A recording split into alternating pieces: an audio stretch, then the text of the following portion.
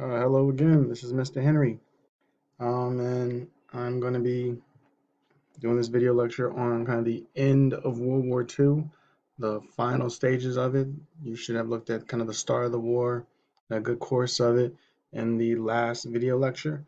So make sure you have your end of World War II handout, either a physical copy or a digital copy, which is what you'll be turning in. So just a little recap at this point in time, the end of the war in Europe has happened. The Allied powers, the Allies have captured Berlin, which is, of course, the capital city of Germany. Germany has surrendered, and this was known as VE Day or Victory in Europe Day. Okay, so the war in Europe has officially ended. However, there are two theaters or two locations where the war is going on in Europe against against the Nazis in Germany, and of course in the Pacific, where the United States is fighting Japan. And if you remember from your last video lecture, the United States was pulled into World War II thanks to the attack on Pearl Harbor, where the Japanese attacked the military base, the naval base in Pearl Harbor. Um, Now, even though the war in Europe has ended, the war in the Pacific or the Pacific theater is still open. And that is where the United States and Japan are fighting. And the U.S. strategy in the Pacific theater against the Japanese is known as island hopping. And basically, you battle from island to island. Basically, they battle from island to island until they could establish a permanent base near Japan where they could attack the country directly. Um, Pretty much begins in Pearl Harbor, right here. That's where they take off from. And all those little explosions, look at your key, are major battles as the United States military push their way across the Pacific Ocean, through the East Indies, into to get as close as they could to Japan so that they could attack Japan directly. But it is a very grueling, very brutal strategy and very costly.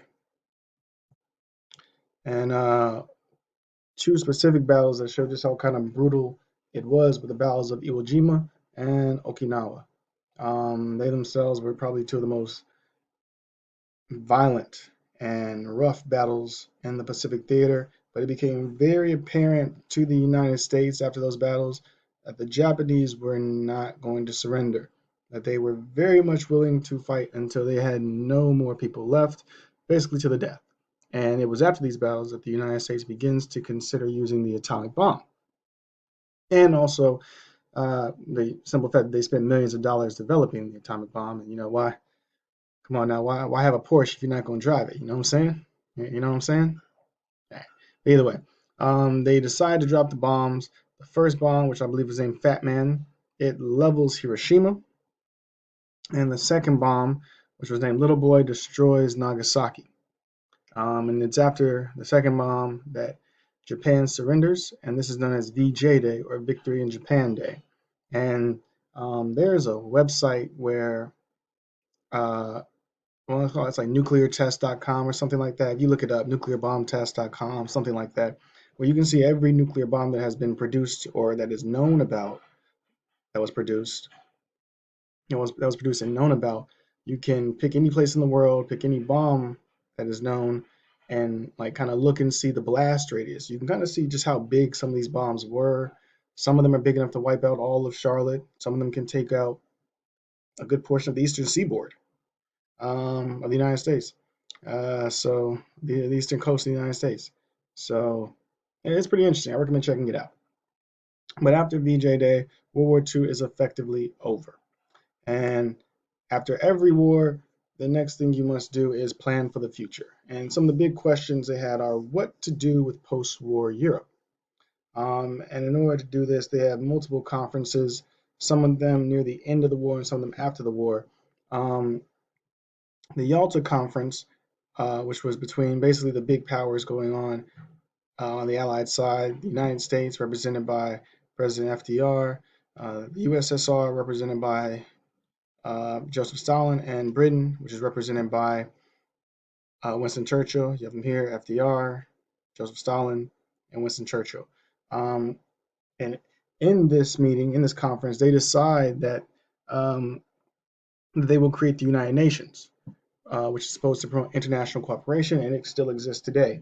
Now, if you remember back to World War One, they tried to create the League of Nations, and it was created, but the United States didn't join, and it ended up failing.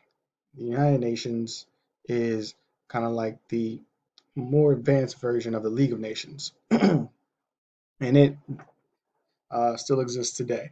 But at this meeting, they're all very much on the same side, mainly because the war is still going on, so they're still allies. Um, and they also have the same goal in mind. But this does not remain kind of the way things are. Because later on, you have another conference, the Potsdam Conference. Now, this is a much more tense meeting, a much more tense conference, mainly between the Democratic West and the Communist Soviet Union. One thing that caused problems was the fact that President Franklin Roosevelt, one of my favorites, he has passed away by then, and Harry Truman is not president. And Harry Truman is very much a hardliner against communism. He is not a fan. He does not like it. He doesn't like anything to do with it. He hates it.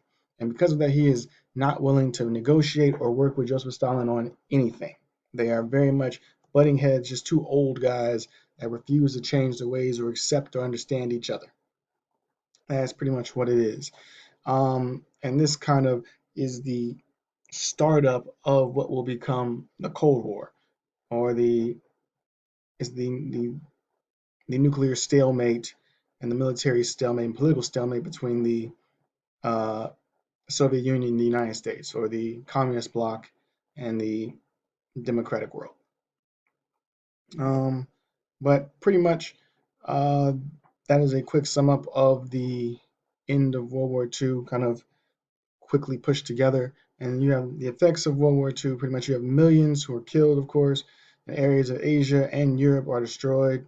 Um, you do have the United Nations, which is created for peace and still exists to this day. You have the conflict between the USSR and the other allies over Eastern Europe begin to form over whether or not those countries in Eastern Europe will be allowed to have make their own choices in terms of what government they want, whether or not they will be brought into the communist bloc. And then, of course, the United States and the Soviet Union emerge as the major powers in the world, and and thus kind of starting the Cold War. And that is it right there. That is a quick breakdown of pretty much the end of World War II. This is it. So make sure you complete it, get it turned in. Have a good day.